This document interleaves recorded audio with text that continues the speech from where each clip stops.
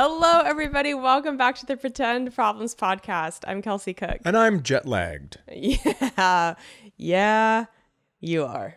And yeah, I am. I didn't believe in jet lag before. People would go like, oh, jet lag, right? You watch Die Hard, and he flies from New York to LA, and he's just like, I don't know what I'm going to do. And he has to like grip the carpet with his toes and take his shoes off and all this shit. And you're like, it is 3 hours. Grow up. It's still afternoon everywhere you've been. But 8 hours, that is a bit different. And when we were gone, both Vikings games were night games. Yeah.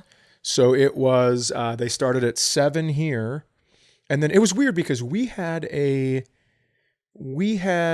daylight savings time over there. Yes, twice? And then had it yes. the day before we got back here.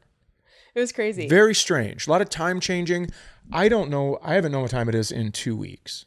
It's insane. If you guys have been listening to the show the last few weeks, you know that we went to Europe. We went to Europe for 2 weeks, and so the most recent episodes you heard were us having like pre-recorded. We are officially back. We're recording this like 2 days before it comes out, and we are dying. Yeah. Like, we realized it was not a great move to tell everyone we were in Europe while we were in Europe because our house has been robbed. This is the only thing they left is the studio setup. They didn't want our dirty OnlyFans couch. Yeah, this disgusting fuck dungeon. But this is it. So we sleep on this now, and we're just looking for sponsors for like mattresses. And I don't know if Frigidaire has ever sponsored a podcast, but I could use a deep freeze and something to keep my my meat cold. My meat cold. I need to keep my meat cold, brother. By the way, we don't have an OnlyFans, but I am positive that's what our neighbors think because they can see in through this window a lot of the time, and they just see a couch with a camera facing it. And there's studio lighting and everything. And it's like,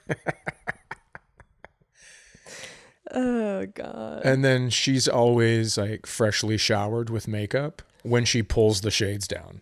So they're like, oh, she got ready. Guess it's time to take it in the can. They have to think that. They have to, yeah. Yeah. With the little amount of yard work that got done by either one of us this summer, they have to think we're too sore to bend over and too tired from fucking. Yeah, and that we don't like to do anything with our clothes on. So yeah. We have to go outside? No. Rather stay in here. Get this couch gross. Anyway, yeah, when we were in Europe, I really was like, oh, everybody said that jet lag was going to be so bad. Right. And I was like, we're doing great. I really felt like we adjusted fairly quickly. First couple of days were tough, and I forgot that it's after you get back. It's not when you're there. Yeah. And I'm like, oh, it's going to be no problem. I'll sleep on the plane. I'll wake up and I'll be running. And you just lay down on the plane like, deed, staring at the ceiling. It's fucking miserable. I can't sleep in my own bed sometimes. You thought you were going to sleep 30,000 feet in the sky with wet coughs surrounding you. I know. We had a lady going to Dublin on our flight that was going there to say goodbye to her family because it was unbelievable what was coming out of her. Oh, she was just to the right of me. And I think for a lot of people, if they have some sort of, tuberculosis, which she clearly had, it's worse when you're lying down. And so she was trying to go to sleep. And it was every 5 seconds, the wettest, hardest cough you've ever heard. And I just was like, great, we're going to start our trip with COVID. Like, yeah. I just kept waiting for her to tell the flight attendant that she'll be their huckleberry. Oh, let me try that again. She'll be their huckleberry. If anybody needs to know what jet lag does, makes my tongue real fat and I can't talk no more. Oh my God. I just try to say, because I don't know why I fucking changed the phrasing all around. I've never had to say that phrase from a different person. You just go, I'll be your huckleberry. It's very simple when you say it from you, but now I'm like changing all the pronouns. No offense.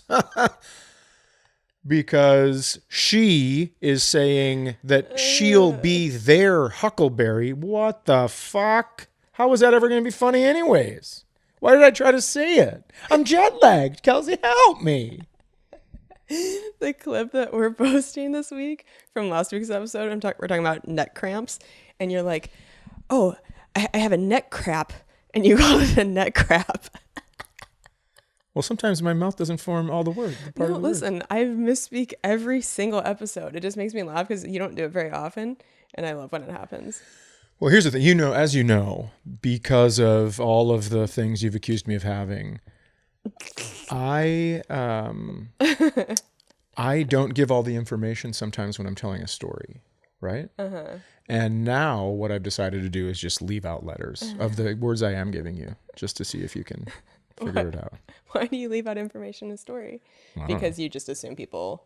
You're saying like when you're telling a story and people are like, you're like, oh, everybody's going to know what I'm talking about. And then people are like... Right.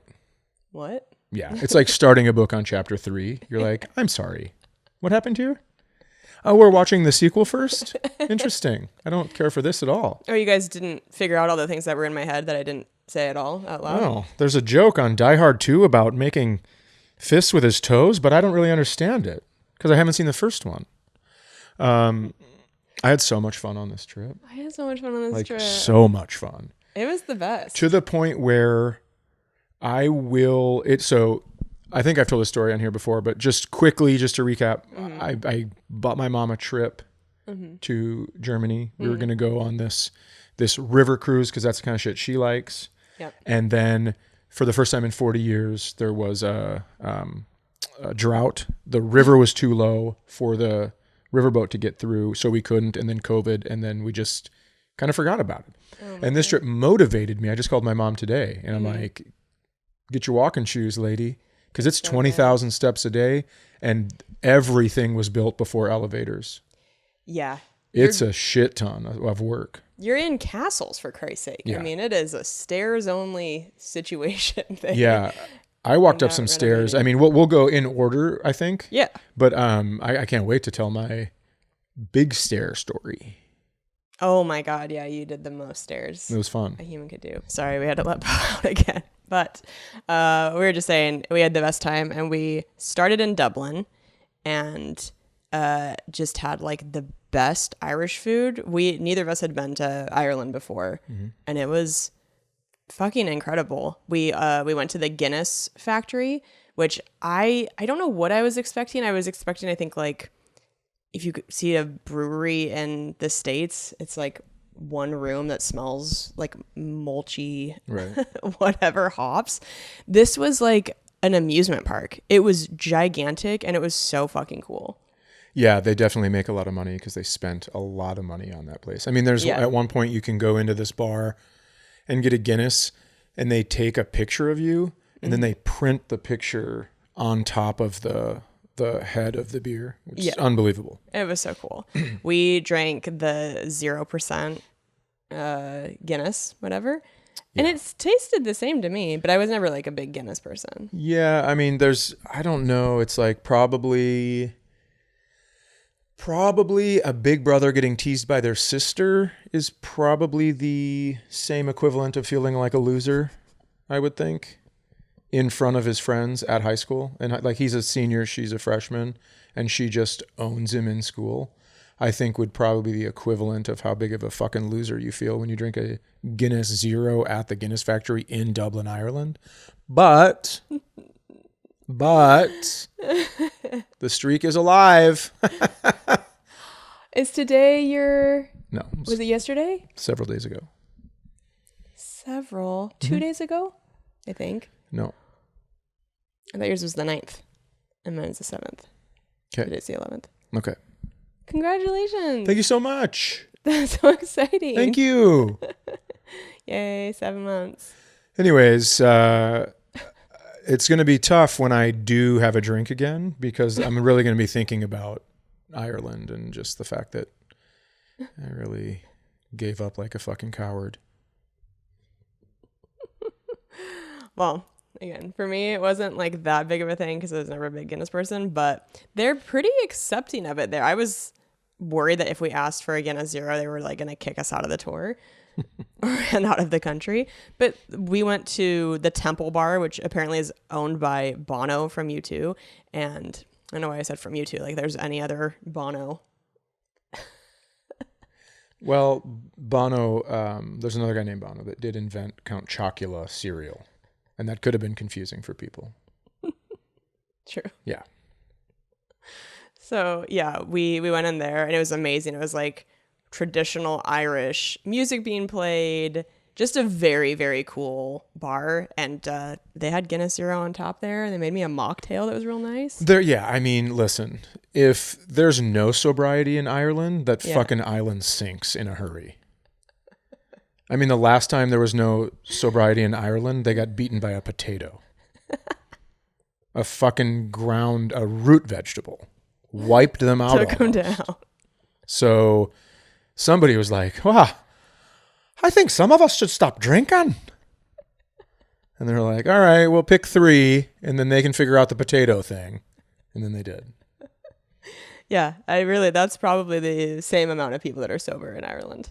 3 people. Yeah, I don't know. I mean, it was so fun. You couldn't tell who was just having a great time and who was drunk. Yeah. I mean, that Temple Bar was super incredible. They played Whiskey in the Jar, which is so I've only known it from Metallica. So my stupid fucking ass is like, oh, wow, cool. They like reverted a Metallica song back to an Irish jig. And then I look it up and it's just the Dubliners, the Pogues, like every fucking big Irish band you've ever heard of did this thing. And I just felt so stupid. But I got to tell you, I like the Irish version better. Yeah. So for me, the Pogues version is the best. That's my personal favorite. Yeah. Because they were kind of hard and punk. And the way they did it, I thought was really cool, but kept it Irish. And then, because you're listening to the Metallica one, you go, oh yeah, I guess this is it. But they really changed it. Yeah, you played it for me because I hadn't heard it before. And I was like, oh, yep, I guess. But and then they add kind of an A to the end of jar or an O. Jar. I mean, the Metallica does. Oh, Jaro? So, yeah. So it almost sounds like when teenage girls add an A to everything. Yeah. Like, are you coming? Whiskey in the jar. Yeah. So, I don't know. But that became a running thing on the trip because Chad was just... You asked me one of the lyrics. Yeah. And so I pulled up the lyrics. And guess what? Irish songs have more verses than fucking Christmas hymns. And they only do... It's just like a Christmas hymn, though, because they only do 2. Yeah. And that's what the people know. So, like, Silent Night, I'm sure you know 2 verses, but there are 16 of them. Yeah. The cattle are lowing in the first verse. They're dead and buried in the 15th verse. I mean, it's like the craziest song. So I read the entire lyric page. Yeah. And it took a long time because then I would start another verse and you kept going, seriously, are you making these up? And it's like, how could I make up these lyrics? It seems like something you could do. And, but by the end of it, I started saying, there's whiskey in the jar. Like I was ending a book next to a fireplace on BBC or something. There's whiskey in. So then I started pranking her where I'd go, oh my God, you have to see this. Like we're walking around, you know, even Paris, walking around, and I went up on the roof and she's looking at some things and I'm looking at some things at the hotel because you can see all over the city. And I'm like, you have to get over here. Look, there's whiskey in the jar. And I'd be like, oh my God. Yeah, the fact that I did not get pushed 9 stories to my death is a real testament to her lack of strength. I'm just kidding. And my remarkable tolerance. Yes, that is true. Call back. Yeah, very remarkable.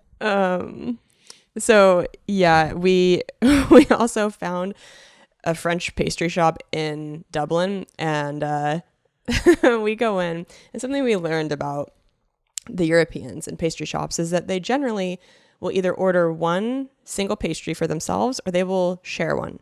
And not a lot of obesity in Europe.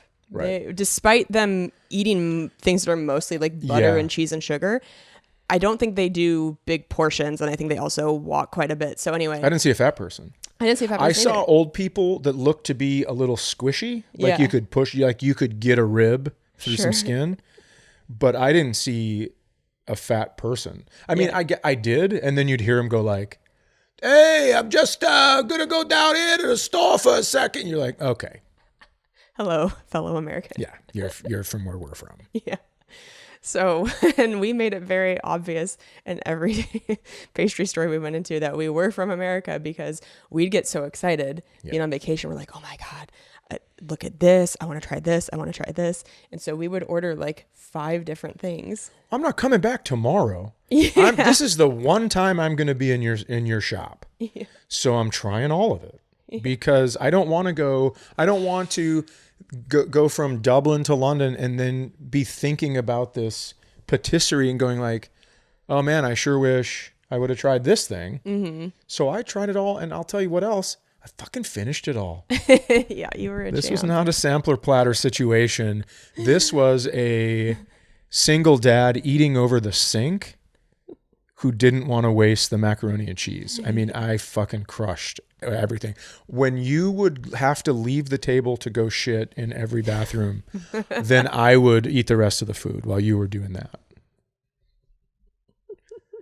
Listen, lactate helps me not get like a stomach ache when I have dairy, but you're still eating a bunch of I'm not butter. mocking you. I loved that I had my alone time because I didn't want to eat all that shit in front of you. I told you, when you go to bed, I put 5,000 calories worth of sugar in my body. And so when you leave, that gives me time to stuff my face. Well, I also stuffed my face. Yeah, you did a nice job. We went into one place that was a little bit later, and so a lot of the stock had been, eaten already. And we were like, oh, do you have like any sort of like breakfast item still? And they were like, no, we really kind of had this. And they were like, actually, we do have some ham and cheese croissants, and our eyes lit up. We're like, oh my God. And I was like, oh my God, they must have like an American drawer with like a pig on it.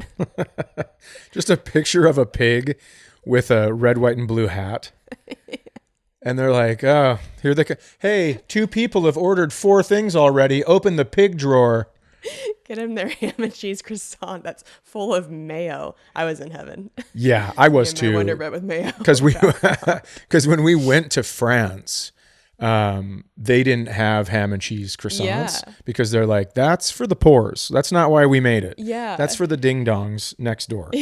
And man, but we fucking housed it because the other option for any sort of meat was a ham and cheese baguette. Pass for me. Yeah, or ham and butter a lot of the time. Yeah. First of all, there's not enough ham on it. There's like one tiny slice of ham. All you're eating is a baguette, which is just one giant piece of Captain Crunch. It's going to stab through the soft palate in your mouth up into your brain. That's probably why they fucking talk like that. They probably sound like us, but they have mouth injuries from eating baguettes, crunchy, sharp-ass baguette bread. They are sharp. It's like, hey, is there any way you could make it super soft in the middle and impenetrable on the outside? Do you have a chisel and a hammer? No, I'm not going to. I know there's a lot of sculptures around here. I'm just trying to get into my fucking sandwich. So, I don't know. Yeah, they love a crusty loaf. It's tough. It is tough. You're over in England and you're like, dude, what happened to your teeth? That's what I used to think. And now I'm like, I get it. You've been chiseling away at the crust of bread. You're trying to get to your fucking meat in your sandwich. My face hurts. Yeah, so we ate great food. We went to Trinity College. We saw like amazing historical things. We went up to the coast, which was... I have time out. Okay. Trinity College is where the Book of Kells is. Okay. I'm going to explain to people what that is. It's like from 700 AD. Yeah. And it is what you would think. It looks like 2 toddlers scribbled on calf skin, and then they made a book out of it. Yeah. But it is like, I don't know. They take it pretty fucking seriously. Yeah. Because it's a historical document. Oh, you bitch. So he's talking to the dog, by the way. Oh yes, I forget that not everyone watches this. I totally forgot that not everyone watches, and they're like, oh, I can't believe you forgot to tell me we saw the Book of Kells, you fucking You bitch. bitch. No. But it was really cool to see something that old. And then that's what we thought, right? That's why we wanted to see it. Yeah. And then we ended up seeing stuff way older. Way older. We were like, God damn, the Book of Kells is like a new pair of pants all of a sudden. Yeah. It was funny to start in Dublin and be so wowed by these things, which, listen, something from 700 AD, it is going to wow you. It's so much older than anything we have here in the US. But then we went to London and Paris, and the shit over there blew our minds. Yep. We got to London. We went to the Tower of London, which obviously so much history there. A lot of death, a lot of murder. A lot of death and murder, a lot of torture. Yeah. There's a part of the tower called the Bloody Tower, and I did not opt in for that part of Yeah, that's where they made the women change their tampons. So the guard dogs wouldn't get them. You having traumatic flashbacks, Poe? Yeah. Oh, Poe, have you had a tampon in your intestine 45 times? Yeah, a highly sensitive person over here was not interested in going to the torture chamber. I couldn't get up there fast enough. But then there was there was a line. I went into the Bloody Tower or whatever, and that was kind of like where they signed you in for. It was like the admin before you. Yeah. Yeah. Yeah, it's like when you break your arm and have to go to the ER, and they're like, "Can you fill this out?" Hey, I'm here to get my head chopped off. Can you hustle up? Yeah, it was. They had some pretty graphic things even in the place that wasn't the torture area. It had like the sword thing where they did beheadings and stuff. I was like, I don't want to see this. Ugh, too much. Yeah, well, they didn't have like a tremendous Supreme Court that provided a country with checks and So what else did we do? Then we went. So we initially just went by the Tower of London. Yeah. And twinkle in your eyes, Daniel. we just went by the Tower of London, yeah. and during the night, and we had walked. That was our 22,000 steps. 22,000 steps, and but the Tower Bridge is just glorious. It's so beautiful. It's so amazing. Yeah. And then we went to St. Paul's Cathedral that day too, and that's when you got. That's when I went up. Yeah. How many stairs did you do? I think it's like 800 from the basement. So you go 800 steps. So here's the thing. You can go up and walk around. So picture a cathedral, it has the dome top. Mm-hmm. And then you can go on the inside. There is a railing that basically goes around the edge of the dome, the big dome. And so you can look down. So you're looking up. The ceiling's fairly close to you at that point. The amazing artwork. You're walking around. You can see down at everything in the cathedral. And then this guy goes, I go, where are the stairs? And he goes, you going up or down? And I go, can I go up? And he goes, yeah. And he goes, I go, where am I going to go? And he goes, to the top. And so picture now there's a dome, but on top of the dome, there's a little nipple, like a little tiny dome. Mm-hmm. And I went up there and you got to go outside. The railing was on the outside. So I got to walk around this thing that was maybe 40 steps. That's how short, that's how small it was. Yeah. But you could see all of London. You could see a 360-degree view of London and from way, way up there. Yeah. And then the guy goes, just so you know, once you start breathing the air as you're going up, you're going to get tired. You're going to start breathing in more air, and that's going to make you grow. And I was like, what? What he meant was the stairs and the hallways get smaller because you're going up spiral stairs. And at one point, I'm like, the guy behind me coming down started hyperventilating a little bit. And so I turned around, I kind of looked at him, I'm like, you good? And he goes, yeah. And I go, here. I put his hand on my shoulder and we just walked around. Because at one point, you're walking and scraping and you can't see where you're going. It's just like you're in this cement. All you can see is, a foot in front of you and it's cement. Oh my God. So you're going down. Fucking die. Oh, it was so great. It was so great to go all the way up there. I'm going to tell you something. If you watch this regularly, you know that I have some, let's call them concerns with religion, but there's something about that glorious of a building that just makes you go, well, I'm glad somebody believed in it because this fucking rules. Yeah. This thing is incredible. Yeah. I have a fear of heights and some claustrophobia. And so I was like, you know what? I'm going to just sit down here. I'm going to let you do that. That wouldn't have been for you. And thank you for your patience, because I don't initially just told you I was going up to the first railing. But when I had the opportunity to go all the way up, I mean, the pictures I took from way up, you can't even really tell what it is. I have the Harry Potter bridge. I have the Tower Bridge. I have basically all of London, because I took 4 pictures of each side. Oh my God. I mean, to me, that was my favorite part. I know old Sweet Tits McGee said he was going to enjoy dunking a chocolate croissant into an Americano as his favorite thing, but it turns out it was it really? St. Paul's Cathedral was my favorite of the whole trip. Yeah. Oh my God, I love it. Besides humping. It was real great. Is that sarcastic? No. Oh. It's not. Hey, write in and you tell me if you thought what she just said was sarcastic. No, it's. But we found. My Can I tell? stepmom listens, and so I always right. go like, I completely okay. forgot. Well, listen. People listen. People listen. Vacation sex hits different. Okay, so what else are we going to talk about? Oh boy. What's the statute of limitations on grossing out somebody? They're going to be done by December, late December.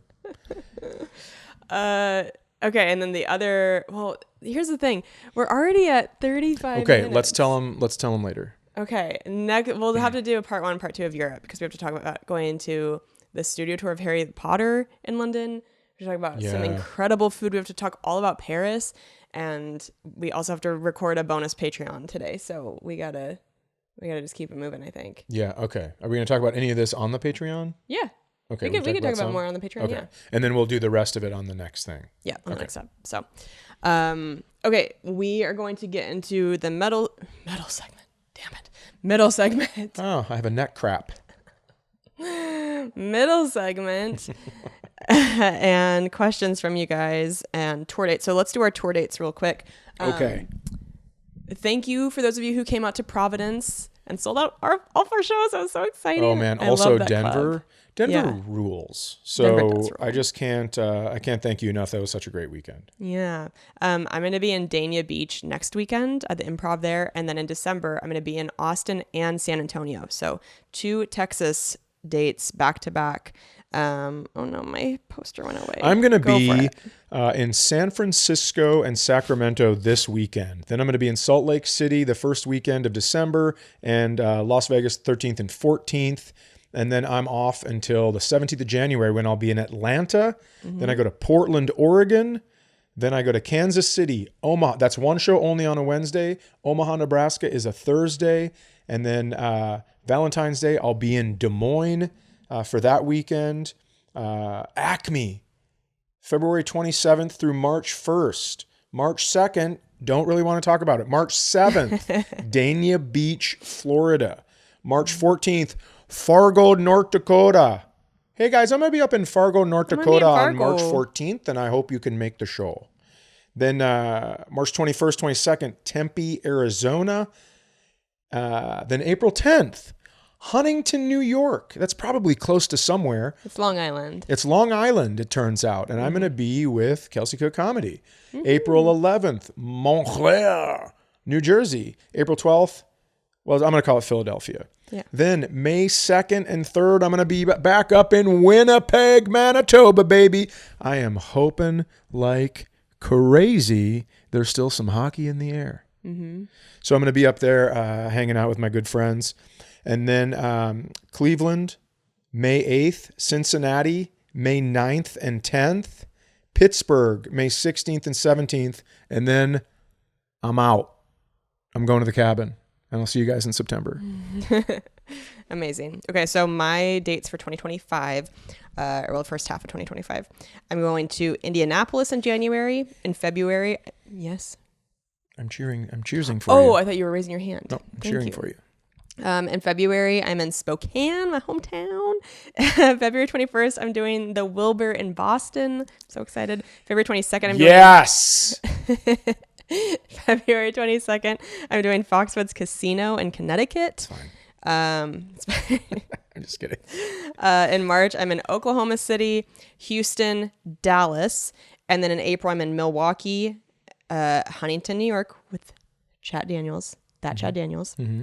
April 11th, Montclair, New Jersey with that Chad Daniels. April 12th, Philly with that Chad Daniels. That's really hard to say. That Chad Daniels. That Chad Daniels. That Chad Daniels. Careful. Starting to get into something else there. And at the end of April, I'm in Tacoma at one of my favorite clubs in the world. In May, I'm in Portland and Atlanta. In June, I'm in Columbus and Cincinnati. And in July, I'm in San Diego. And then we're going to have so many other cities for the second half of the year. But kelseycook.com for those tickets. Truth. All right. Let's do a middle segment. And also, thanks to the wonderful Jenna. Yes. Jenna, we have received your bracelets. Well, these are the ones that we had previously. This is the one you threw at me. We've received your bracelets. We're going to be Venmoing you for your work. Thank you so much. And that means that our $20 Patreon tier, those of you who have been part of that tier for the past 3 months, or at least 3 months in a row, please email pretendproblemspodcast@gmail.com with your mailing address so we can send you your bracelet. Yeah. Okay. And your financial proof that you've paid 3 months in a row. So we need 3 different credit card statements. No. I'm just kidding. Just your address would be fine. Just your address. Because I have the list of who it is that gets the bracelets. But I just need your address. And also, if you're not part of Patreon yet, it's patreon.com/pretendproblems for bonus episodes, for little gifts like this, for all kinds of fun stuff. So a Snoop Dogg says, "Get in where you fit in." We're so obsessed with the voice. I do like it. I fucking love it. Okay, we have a middle segment question that has been submitted to us. Okay. It says, I listened to your podcast as 3 inches. Oh my God, if you don't stop with that Keep going. fucking Keep going. ridiculous Sorry, joke, I'm going to punch you in the face. Oh, that's assault. What do you think about that, stepmom? It's such She's violent. It's such a dumb, inaccurate joke. Oh my God. Okay. Ugh. I hate that joke so much. Okay. I listen to your podcast as I drive. I'm a female truck driver with my spouse. I have loved Chad's comedy for a long time. Thank you. And through the podcast, discovered Kelsey's comedy. Notice she doesn't say she loves mine. She's just discovered it. I think she does. I'm kidding. Here's my middle question for you both. If you saw a major... What? Well, notice she doesn't say anything about my color.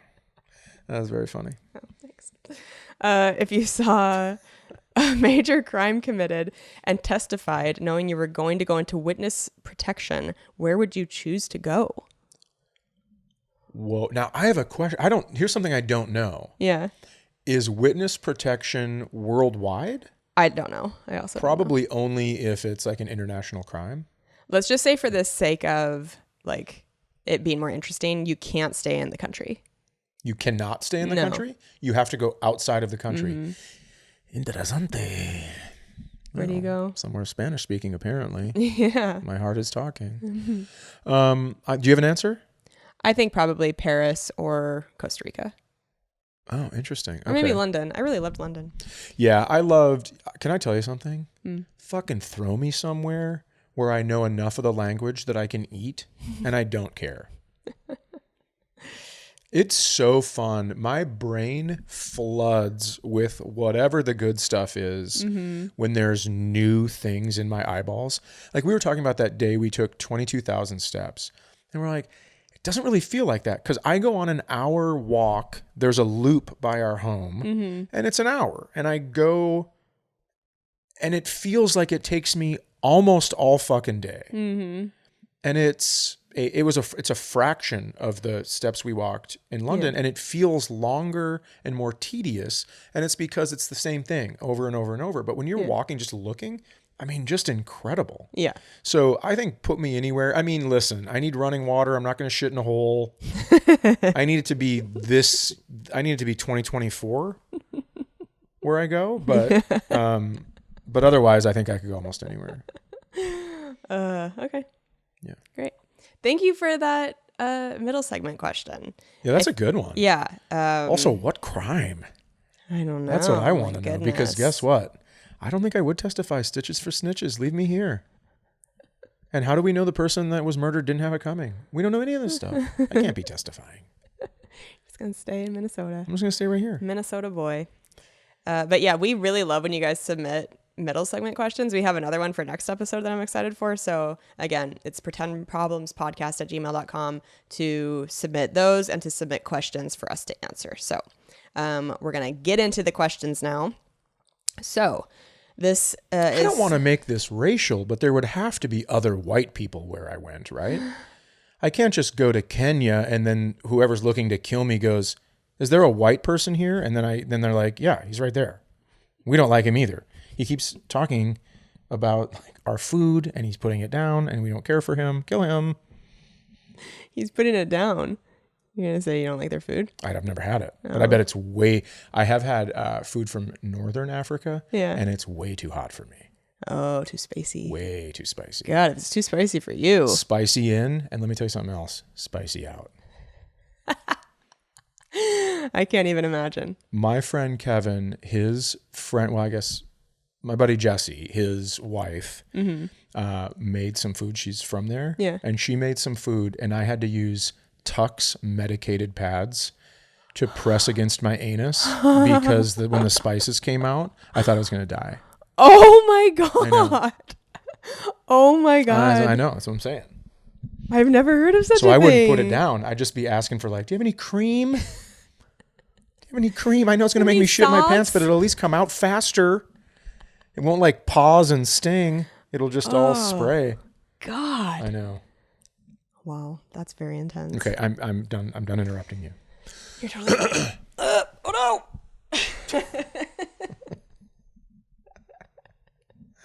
You sound like me when I get off a couch. Oh no! Something's happening. That might be funny to replay in slow-mo.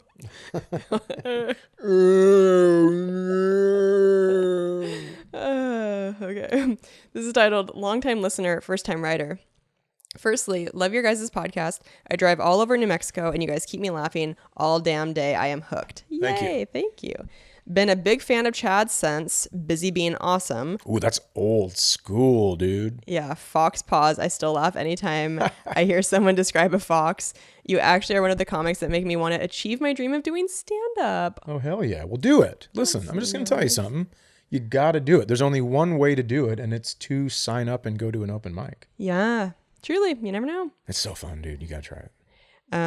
Kelsey, I got introduced to you this year, and girl, you tickle my giggle box. Damn. My friends say that sounds gross and makes them uncomfortable, and I love it. Ha. Thank you. So I've been part of a friend group for well over 13 years, and some of us friends have been in it for 20 years. I am 31 to give a brief time scale. Okay. Unfortunately, there had been some breakups and sides were chosen, except for me. I had made it very clear from day one, I love you all, and we have been friends for over a decade. But here, in the last 2 months, if I'm not reaching out to them, I don't really hear from them. And now, even me reaching out, I get ignored or left on red. The breakups happened about 6 months ago. Granted, I do work and travel a lot, and they have kiddos, which I know is a lot. But I try to reach out days in advance to set up a good time if I get a response, I guess my question is, should I keep trying to reach out or let them reach out to me? Or should I just focus on me, I guess? Which, I'll be honest, never have really done that. You can use my name. Had a vindictive mother. My name is Gage, pronounced Gage. She hated my father and wanted to take it out on me. Whoa. Did she raise you? I have so many questions just about that. Goodness. Did she raise you and she had to call you Gage the whole time? And I got to tell you something. I know a guy from Columbus, Ohio, used to bartend there, Jeff Gage. Yeah. Fucking great dude. And we called him by his last name, Gage. I think it's kind of a cool name. I don't think this, by the way, when we were in Dublin, we had a taxi driver who said, well, I haven't introduced myself. My name is Saber. What is your name? And I said, it's Chad. And he says, well, hello, Jadge. And listen, I'm going to tell you something. I tried speaking French, and you don't roll your R's. They're throaty. Mm-hmm. In French, it's like merci. So it's like like you're hawking up a loogie. Yeah. And so I'm not making fun of someone that can't pronounce certain things. CH, I think, is a weird combo in a lot of languages. Mm-hmm. So he said Jadge. But the point is, then I used the name Jadge the entire rest of the trip. Anytime I had to put my name in for a food order, I would say Jadge. I had a great We time played with darts. So Oh my God, we have to Gage, put that on our London Gage list. and Jadge. Yeah. Just hanging out. Gage and Jadge. Two buds. Yeah, I do want to know more about this vindictive mother of yours. However, I think, can I go? Please. I think that it sounds like you're trying to text these people. I think you got to call them. As someone who opens a text message and then fucking hears a bird outside and forgets what life is, I think sometimes that can happen. So here's what I would do. If you're worried about whether or not they're still your friends, I would call them. I would get them on the phone and I would say, hey, I'd love to hang out. If they still don't want to, then I think you have your answer. I also want to say, before I pass it over, that no matter what happens with your friends, you absolutely should focus on you. You said you've never done that. Well, now's the time, because whether or not they want to do things with you, or not, you still have to take care of yourself and you still have to focus on yourself. Otherwise, it's like, what do they say? It's if you don't love yourself, no one can love you, or something like that. Mm-hmm. Right? So regardless of what happens with your friends, I would definitely work on that. Yeah. Not easy. Yeah. Heads up. Spoiler alert. Suck shit. Got to do it. True. Yeah, I have learned that when my friends have kids, it really, like, things become so different for them. I think that they really have such a limited amount of time to, like, do their own thing. Like Chad said, if they get a text, it's so easy for it to just get lost, in the abyss and not really get responded to. But I do think if you call somebody, even if they can't pick up, seeing that there's a missed call gives them more of a mental note of like, oh yeah, I need to call that person back. Yeah. Than just sending a text. Once that blue dot goes off a text message, yeah, it is Best 5 text messages away from being forgotten forever, because it gets pushed off your main screen. Yeah. So, I at this point would try to not take it personally.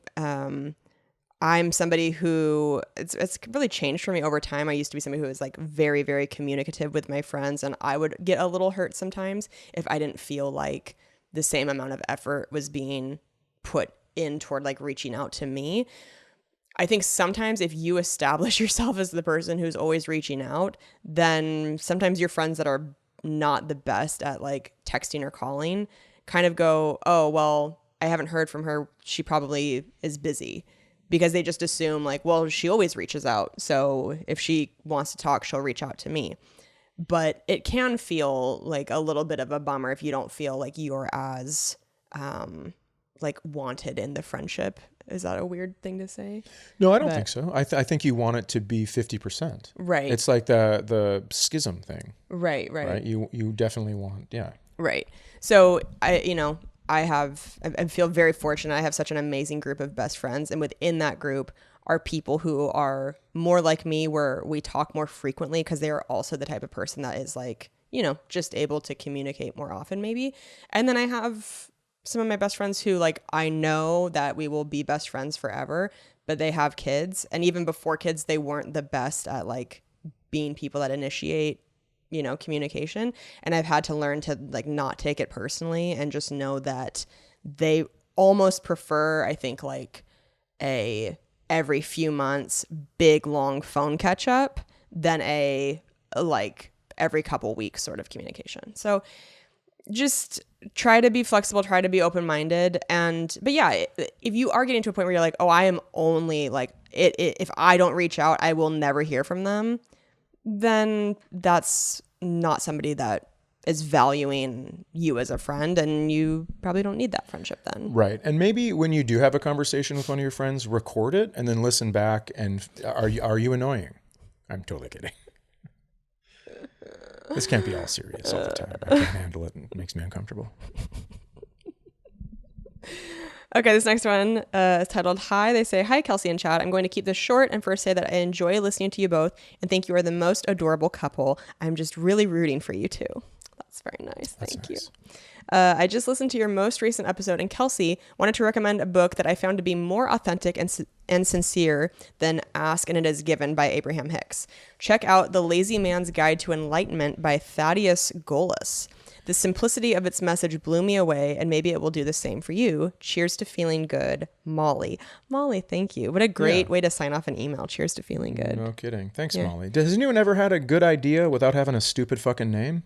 Do we know about that? Abraham Hicks, Thaddeus Golas. Yeah, like there's not an Eric Johnson out there that has a good idea. Yeah, I mean, I looked this up, by the way. I do think I want to buy it because it does sound very interesting to me. It's like a short book, which I think is already a good start. It's not a bunch of bullshit. It's just going to give you what it's thinking. And it was written in the 70s, and it's like very highly rated. It's interesting. I've never read it. I feel like back when I was doing the Self-Helpless podcast, that sounds like totally something we should have reviewed on there. But yeah, I'm totally interested. So thank you. I want to look it up and check it out. Sure. Okay. I'll have her tell me about it. Yeah.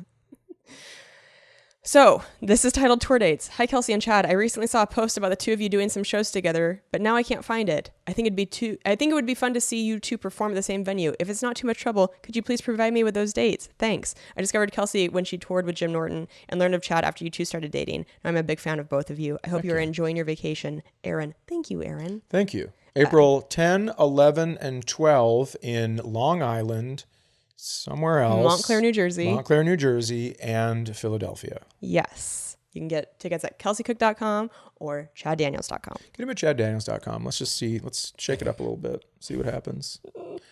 Because eventually they're going to let us know where people bought tickets from, and I don't want to be as embarrassed as I think I'm going to be. Okay, Netflix special. How about we keep going? Take down the... Available now, Empty Nester. Go watch. Okay, we've got time for one more, and then we're going to do our Patreon. This is titled, Help, I'm in love with my coworker. Hi, Chad and Kelsey. I'm so glad I found your comedy and podcast. I discovered you both on TikTok from the hilarious fart clip you posted. That thing goes so viral. Anytime we post it, it's crazy. Thank you to Kelsey, because she does all of that stuff. I don't do any of it, and I just get I get to sit here and just enjoy the spoils. So thank you. I'm really glad you love that clip. I've watched it more than I'd like to admit, and it makes me snort laugh every time. I've never written into a podcast before, but I have a tricky relationship question and would love your input. I've had a pretty significant crush on a coworker and friend of mine for about 2.5 years. We don't work in the same building, but for the same organization. We're also part of the same friend group, so I see him at least once per week outside of work. We talk occasionally outside of work, through text mostly, and I feel like our conversations are always flirty and or full of banter. I'm very shy with men, and I don't have a lot of experience dating. My crush is also quite shy. I honestly don't know if he feels the same way I do. Sometimes I get a vibe from him while hanging outside of work, but I don't trust my own judgment with men. I know people usually say, if you have a crush on someone, just get to know them better and it will go away. God,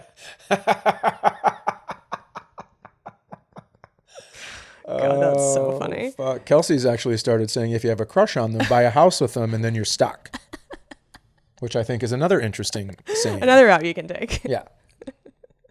But this is absolutely not true in this situation. The more I get to know him, the more I like him. I don't know if I should act on my feelings or just try to suppress them. I don't want to make things awkward at work or at friend gatherings if he doesn't feel the same. Please advise. You can use my name on the show if you want. Thank you both. Claire. Claire, thank you for writing Claire Bear and entrusting us with this situation.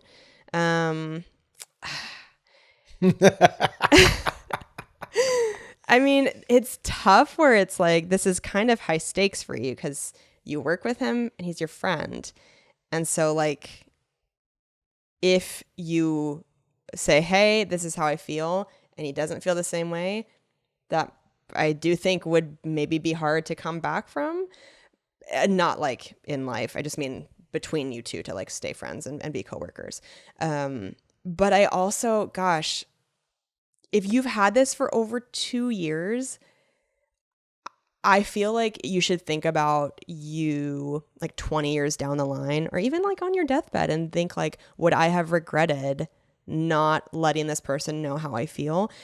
And maybe there are ways you can figure out how he feels without fully like putting yourself out there yet. You have mutual friends. Maybe you could ask like, hey, like maybe there's somebody in your group that you are close with that you could be like, hey, can we ask him if he has feelings for me in a very like casual roundabout way? Yeah, maybe you could write him a note that says, do you like me? Check one, yes or no. Will you be my Valentine? This is tough. Yeah, this is tough. What's his wife like? What would she think if you said that? Because you say the more you get to know him, the better he is. Well, he's fucking clearly married then. Because why is someone so great single at this age? Hey, she's single. What do we know about this? She's single. I'm making jokes. Okay. So I know, but I think that's my okay. real thought is this. If so, now with all the dumb stuff out of the way, how have the last 2 years been? Watching him out, having a crush on him. I'm assuming you're not watching him when he's at his house through his windows. Maybe reindeer. Yeah, Martha. Yeah. Oh, Jesus. But has it taken a toll on you? How do you feel about it? Is he like flirting with other women in front of you? Does that hurt your feelings? I'm saying fucking do it. Because for me, if I have to watch that shit for 2 years, I want not one more day of it. I would just go, hey, here's the deal. I know we're in the same friend group. I know we're this. I know we're that. But you're fucking awesome. And I think we should hang out just the two of us and see if anything happens there. Or whatever version of that. That might be too aggressive. I personally don't think you should. This is, I think, maybe the first time we've ever disagreed on a question. Well, I'm open to hearing your response. I don't think you should recruit another person from the friend group, because then that gets a little weird. Well, but I'm wondering if like, yeah, okay, maybe. That's just my opinion, because now you're bringing other people into your situation, and it has a possibility to get weird for you. If you recruit other people, it could get weird for them. I think so. For me, it would have to do with how okay am I with going through this and having this crush and doing nothing about it. Yeah. I don't think I'm okay with that. So I would be willing. Is the juice worth the squeeze? Is it willing? No. Is it worth? Is it worth? Whew, is it worth you maybe severing that friendship to know if it could be more? I think that's what you have to ask yourself. Yeah, because I think too, it sounds like this is affecting you to the point where you wrote into our podcast about it. I think if you continue to be in this sort of like gray area with this person, you're also like, okay, best case scenario, he feels the same way you do. You guys start dating, you fall in love, you get married, you live happily ever after. You name your kids Chad and Kelsey. You live happily ever after. Worst case scenario between you two is that he doesn't feel the same way, but at least you know now, and now you can open yourself up to somebody else. Yeah, not knowing is what kills me. I think the gray area, 2.5 years is a long time to be in gray area. So if you don't want to do the send a friend thing, I think you could also have a conversation with him that is like, so like, have you been trying to date anybody? Like have one of those sort of conversations where maybe you can both like kind of suss out what the other person is looking for. Is the other person trying to date? Like maybe there's a way to do that without fully showing your hand yet. I think you're trying to go Trojan horse here. Yeah. So you and I you want to just go in guns blazing. I mean, what I think you should do is put something in his drink and date rape him, because no one cares if a girl does that to a boy. No one ever cares if a girl does that to a boy. Oh my God. No one ever cares. If that happens to a guy, everyone's like, oh, fucking, you're lucky, dude. I can't believe that. Don't do that, please. Claire Bear, look at me. I think you should let it be known, because otherwise it's just, this has to be eating at you. I mean, I guess I'm putting myself in this situation. I don't know how you feel about it. It would fucking kill me. I would have to tell the person. Yeah. 2.5 years is so long. Yeah. For you. and potentially you and him both to be like dancing around this, but you're both too shy to do something. Yeah, if it's flirty, just like flirty and a lot of stuff you said in the conversations, I think you should walk up to him, grab him by the shirt, and just say, I want to have your baby. Put a baby in. They have good bants. Yeah. We watched a TV show in Europe where they showed people on a first date, and I loved their reviews of their dates afterward. We had good chats, good bants. We had some good bants. Good bants. But yeah. That was a cool show. I think you got to know.